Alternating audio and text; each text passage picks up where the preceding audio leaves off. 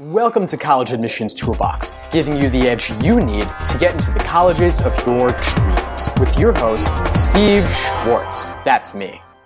Today, we're talking with Lisa Bleich. Welcome to College Admissions Toolbox, Lisa. How are you doing today? I'm great. How are you doing today? Awesome. Thanks so much for being on the show. Now, you've got a really exciting background. You went to Brandeis for undergrad, Harvard MBA, not an easy program to get into. And now you've got, three daughters, two already through the process. I assume the third one's kind of coming up that way. She is. She's just finishing her sophomore year, and I think she'll probably be my biggest challenge. But yes, she is coming up. The other two were easier. I think you're in a good position to help her, given that you work with students all over the world, helping them through the college application process. Tell us a little bit about you personally. Okay, well, I have been in this business for about 10 years, and I really got into it because I really enjoy students and helping them find their path. I've always been interested in people, and really all of the work that I've always done, is whether it be marketing or recruiting or when I taught college at Whittier College, I loved most sort of finding those connections with people and helping them understand kind of where they fit in and helping them find their path. And I just personally, I love to dance. I love to do Pilates and yoga. I play tennis. I like to be very active, and I love to travel as well. Awesome. Sounds like you do a lot. What led you to get involved in college admissions? Was there kind of like a pivotal moment? Definitely, there was a pivotal moment. So as I mentioned earlier, I had really most of my career was in marketing and recruiting, and then the most recent job I had before I got into this business, I was a full-time visiting professor at Whittier College. I was essentially their marketing department. And so I was helping students plan their classes. I ran the internship program, was helping them get into graduate school. And I found sort of my job that I loved. I loved being in that academic community. And then my husband, and this was in Los Angeles, my husband got a job in New Jersey. So we moved, the whole family, the kids were in elementary school at the time. And it was like, okay, what are you going to do now? And so I, briefly explored taking some adjunct work, but really knew that wasn't what I wanted to do. And I noticed that everybody was really stressed out about getting into college. So I thought, well, I'm already helping kids get into graduate school, and people would come to me to help them with their stuff. So I just sort of started this business and then got really involved in it. And it's been just a fascinating ride because it's such an interesting business, and it's always changing, and you're always meeting new people. So it's been really fun to grow this business and work with a lot of students. No, that's great. It sounds like you saw that need, working in academia, the stress levels are just so high, yes. And the admissions process is something that you're able to help them with. So it's great that you were able to make that transition and, build something big and useful out of it. That's really exciting. What were some of the biggest changes that you've seen during your time in admissions? Well, I think some of the trends that I've seen is that students, there's more and more of a push earlier. So students have to make those decisions a lot earlier, and I'm sure you've seen that as well. But, early decision was always an advantage, but now it's almost become a must if you want one of those very highly select schools. So I think that has become a big change. I think that even the more so, in my book, I talk about the college application wheel and sort of identifying what's unique about you, whether it be a special talent or intellectual curiosity, or leadership, athletic. You really need to understand those and really go deep in one or two things rather than trying to do everything and be everything. And I think those students that do that earlier have are a little bit less stressed out, and B, have a better time at differentiating themselves. And then I think cost and affordability has become a huge talking point. When I first started, I didn't really focus that much on it, but I've seen more and more that's become something that I need to make available for families to talk about that and have a discussion. Absolutely. Now, in your book, you talk a lot about, the idea of focus. You have these stories, you've profiled all of these students. Mm-hmm. Could you give us an example maybe of a student who comes to mind who really focused on something specific, maybe in their academic career or in their extracurriculars? Sure. So I had a young man who was very focused on math and science. He had done some science research. He was involved in his high school. He had a science research program, and so he was very involved in that. He was not good at foreign language. English was something he struggled with, but he had sort of this lopsided brain. And I think because he was so focused on that and really loved it so much, and he'd even gone to Greece to do some research. As part of the science research program, he had to get a research internship. And so he had emailed a professor at Penn, and they said, hey, you can do it. The only problem is I am no longer at Penn. I'm in Greece in a lab. So he came to me and he said, well, what should I do? Should I go to Greece? I was like, absolutely, you should go to Greece. This is a great opportunity. So he packed up, he went to Greece, and then he kind of found his sort of science guys, that community where he really felt comfortable. And then he entered the Siemens context, and he got into Hopkins, and now he's doing a PhD at University of Chicago. So he did quite well with that real focus. Oh, that's great. So that, in a way, that even makes it a more compelling story. The fact that he followed this professor all the way to Greece. That's dedication, right? Yes, and it was just sort of an email. He just had emailed her and said, hey, I'm interested. You're doing some work that I'm interested in.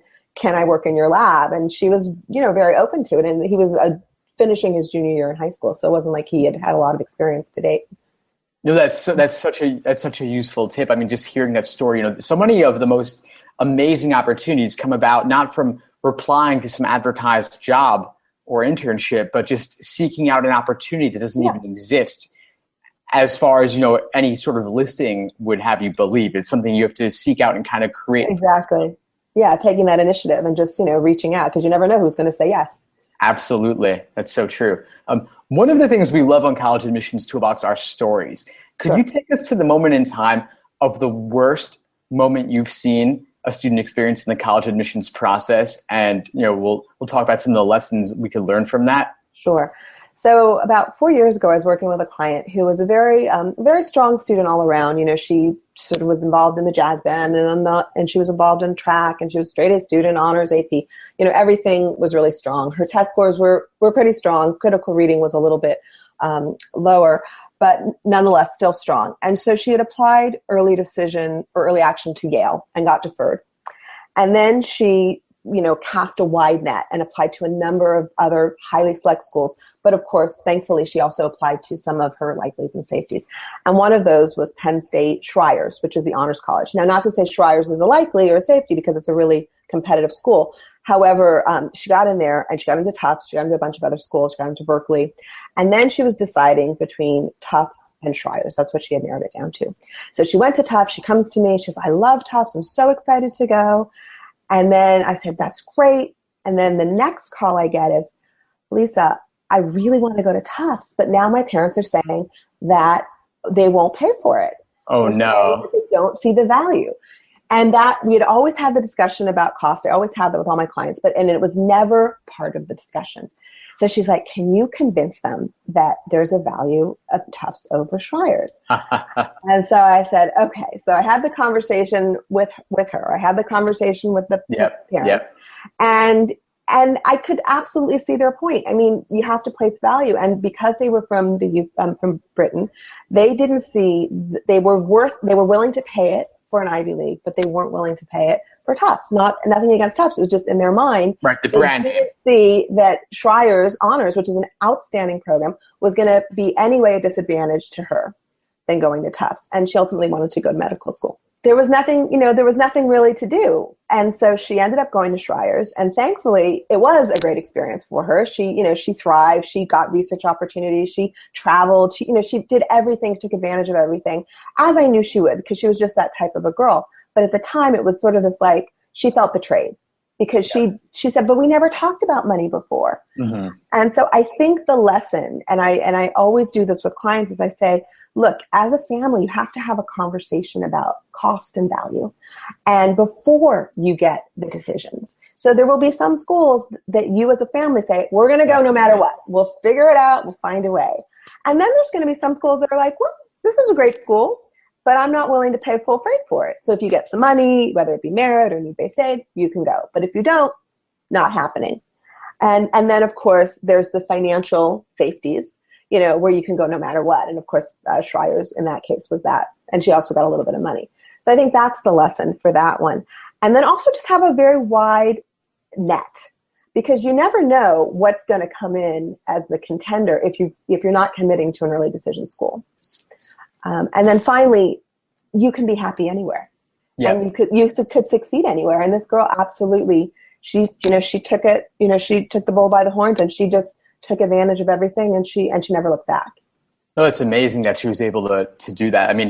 It's so important that families have that conversation about money before the acceptances roll in. I mean, you can debate all the hypotheticals about what kind of financial aid they'll offer, but it's so much easier to do it before those come in, because once they do, that emotional component increases by like 100. If the stakes are really high when you know what's actually on the table. But you got to talk it out beforehand. You got to have that money conversation. It's awkward, it's difficult, but it is necessary. And it absolutely is. Yeah. So, I mean, what would be some of your advice for parents or students about how to go about that? So having the talk, as I call it. Having the talk. So I think it's really just that, to say, this is our budget for college. This is what we've set aside, whether it be through 529s or just what they have out of money, or, grandparents, whatever it is, wherever they're getting the money. This is how much money we've set aside for college. And this is what your budget is. And there are certain schools that we're willing to take out loans, or, whatever it is, and that's not going to be your obligation. Or you can take out the loans for those and then let it up to the student to decide. And I really don't recommend that students go into a lot of debt. Sure.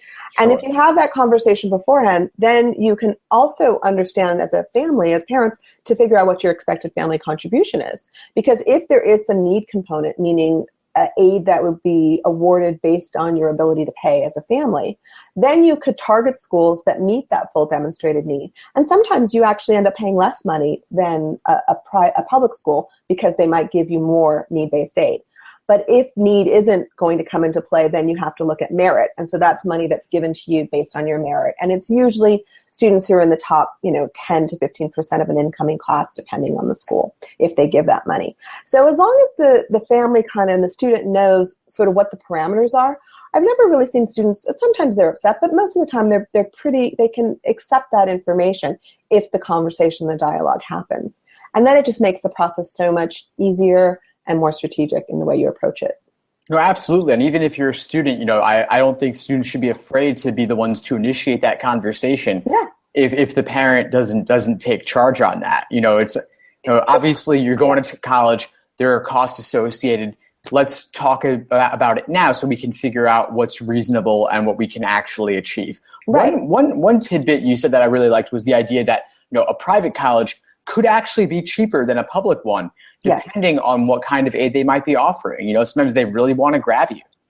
No, that's very true. And a lot of that would be, so it could be need-based aid and it could be merit. So if it's a need-based aid and you have a need and that college meets that full demonstrated need and they do it in the form of grants as opposed to loans, it could bring it down. And there have been instances where I've compared offer letters, and where a student applied to a private school, and because they had a need, they got a big chunk of money that was a loan. That was a grant. Whereas the public school didn't, even though the need was the same, didn't give them any money in the form of grants. They only gave it to them in the form of loans. And so it ended up being either exactly the same cost or maybe even a little bit less. So you don't be afraid to apply to a private school because of the sticker price. Most people don't pay that full cost. Yeah, I see a lot of students get intimidated by the sticker price listed on the website. Yeah. But the thing is, with some of these tuitions being as crazy as they are, very few people are actually paying those tuitions. If you've made a lot of money in Saudi Arabia in the oil business, or you work on Wall Street, maybe you're going to pay something closer to the top level on that tuition. But for a lot of folks out there, you're paying something far less. And the process can be a bit, opaque and mysterious. A lot of it's happening behind closed doors. But regardless, most people, even people making six figures, are not paying that full tuition. Right. And they can always figure that out. I mean, there's lots of schools. There's a tool called the net price calculator. So if you go on to any school's website, you can take your tax return from the previous year. Now's a good time since most people have just filed back in April. Yeah. And you can get a sense of what would be your expected family contribution at the school of choice. And then you kind of know, okay, well, I'm not going to get anything, or hey, I'm going to get $10,000 a year. So then you could have a sense as to whether it makes sense. Sure, but I've even seen, people living in major metropolitan areas, New York, LA, where the cost of living is high. A parent might think, they're making $150,000 a year potentially, but that doesn't get you as far in a major city as it does in a more rural area. And colleges do understand that. They do. In fact, they didn't used to take that into account, but I was just at a conference last week and speaking with a financial aid person, and they did say that it doesn't take into account a lot, but it does take it into account a little bit. Yeah, they count. Not as much as we would like, but it does take I mean, they still want their money at the end. But, yes, yeah. But absolutely, no. And the other thing to keep in mind is that the financial aid office is looking at a family's ability to pay, and not necessarily in a given year, but ability to absorb the debt over time. Yeah. So if a family is making a good income, and most of it's based on income assets as well, but mostly income. And even though you don't have that money right here this year, but they feel as a family you can absorb that debt, then that's also something that some of the private schools will take into account. Sure. I want to switch gears a little bit, Lisa, and talk a bit about a moment of insight or inspiration that you've seen the student experience that kind of led them on the path to success. I know you've got so many stories. Does any come to mind? Yeah. So I think one story that was really exciting, and it happened last year and it happened again this year. So I had a young man who was really artistic, really had a very strong artistic vision, and his grades and his test scores didn't necessarily reflect his intellect and his sort of intellectual curiosity and ability to sort of just absorb and think about art. And so we wanted to do industrial design as a major, and that was kind of his goal. And so some schools require a portfolio for that, and some schools do not. So he had University of Cincinnati, which is one of the top schools in the country for that particular discipline. So he applied there, and based on other students who had gotten in the past, I thought he had a pretty good shot of getting in there. And then he had University of Michigan on his list as well as kind of a dream school. His test scores and everything were not at all in line with a typical Michigan profile. But what ended up happening is he ended up getting into University of Cincinnati in their architecture program, but not in their industrial design program. So it was sort of like an admit deny, because he didn't want to be an architect. And there was no way once you were in that to transfer. So he applied for Michigan, regular decision, but University of Cincinnati didn't look at his portfolio. University of Michigan, about 50% of the decision was based on his portfolio. And because he was so passionate and can talk about his art and really talented, he got in to University of Michigan. Absolutely. And I had that similar thing happen to a young man who was very passionate about film, and he got into the USC Film School this year, again with much lower grades and test scores of a typical profile. So that aha moment was like that talent really does drive success for students who are looking at that sort of a field. And it's really important to not to rule schools out if a big portion of the admissions process is based on the talent piece. And so I think that's something that was a really wow, that's great. I was very excited for both of them. No, that's great. I mean, definitely applying to a university where they are considering the soft factors more, aside from just the numbers and the test scores, really, really important to keep that in mind when you're looking. Right. And also when, there are the schools where there's either athletics or talent where that can be as much as, 50%, particularly in the talent of the decision process where the professors get in the realm. So I don't want people to think I'm going to apply to, an Ivy League and I have a talent, but I don't have the grades. In that instance, it wouldn't work. But in a school where it's 50-50, it could really change the decision. Definitely. So thanks so much for sharing that one. It's something really important for our listeners to keep in mind. Yes. I want to shift gears and move into my favorite part of the interview now, which is the lightning round. Okay. I'm going to ask you some rapid fire questions. You give me some rapid fire responses. Are you ready? I'm ready. Great. What's your number one piece of advice for the college admissions process? Focus on what you can control. And really focus on that and then finding the best fit. Because there's so many things in the process that are out of control, and all you can do is focus on what you can control. And if you do that, you'll be in good shape. Absolutely. Impact what you can. Yeah. Could you share with us one habit that you believe contributes to success? Starting early and breaking down the process into smaller increments so that you don't feel so overwhelmed by the process. I think that will make a big difference for a lot of students. Exactly. One step at a time. Yeah. What's one online admissions resource that you absolutely love? I really like a lot of them, but I really like College Express. I think it has really good information on schools. I think it gives the College Finder, which is a book by Steve Antonoff that's online, so you could look up sort of favorite lists of different types of schools. And there's also a bunch of articles that are written by experts, which I think it's a good source. Definitely. We'll link to it. What's one book that you believe no applicant should be without? Well, I think that, certainly the FISC guide is a great resource just for getting some really good sort of objective descriptions of schools. And then I think there's also some specialty books. I know you asked for one, but that, depending on what you're like, Sure. If you're interested in creative colleges, there's a great book called the Creative Colleges for Visual and Performing Artists. There's books for kids with learning differences, the K&W Guide. And then there's also Colleges That Change Lives, which is just a good book as an alternative way to look at things. Definitely. And tell us a bit more about your book. So my book is Surviving the College Application Process, Case Studies to Help You Find Your Unique Angle for Success. And what I wanted to do in the book was to provide 11 case studies of real-life students of mine that had gone through the process. And each one of them sort of has a different, some are high achieving, some are applying to less select schools, some are, one is an athlete, one is a scientist, musician, just a wide range of students. So that walks you from sort of the initial meeting through the final decision. And it includes kind of how they came up with their list of schools, how they decided on their essay topics, and examples of the essays and the different types that they used.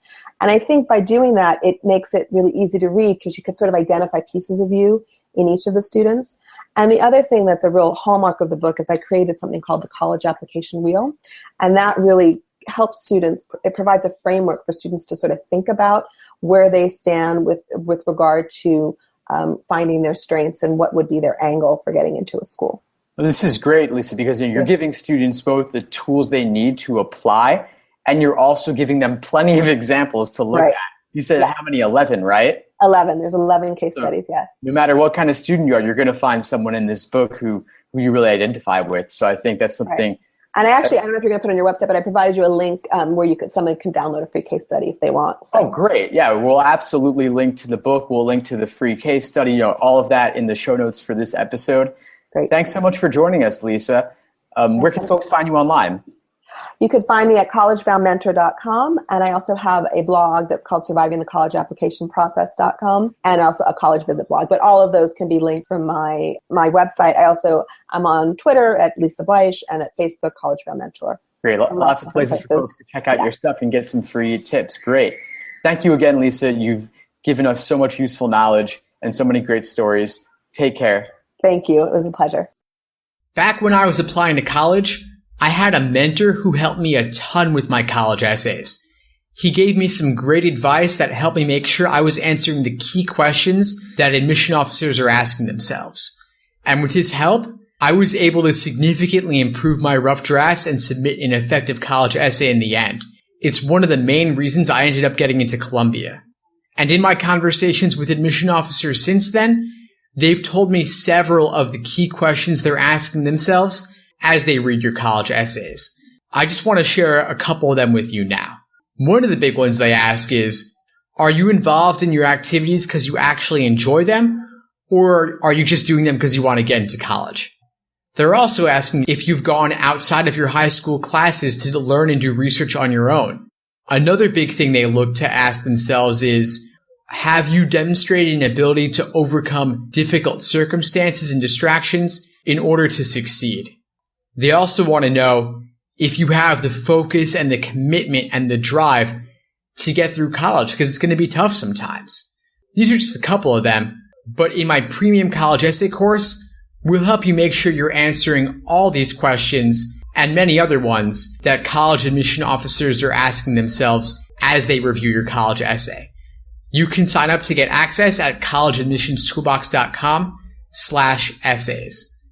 And before I sign off, I want to give you some advice from Anthony, a student I helped last year. He's now at UPenn, and he had some advice to share on answering the question about whether you're able to overcome those difficult challenges. He wrote to me, and I quote, "Write about mentors and hard work situations. I spoke very honestly about being inexperienced as an intern at a startup and what I learned from it. It's key to be honest about your weaknesses. Nobody's weakness is that they are too diligent or that they're always on time. Everybody has weaknesses. More importantly, what have you done to work on overcoming your weaknesses?" So I want you to look at your college essay drafts again and have the people helping you review your essays ask themselves whether you're answering these questions and edit as you need to. Then email me your final draft at steve@collegeadmissionstoolbox.com. I'd love to see what you've written.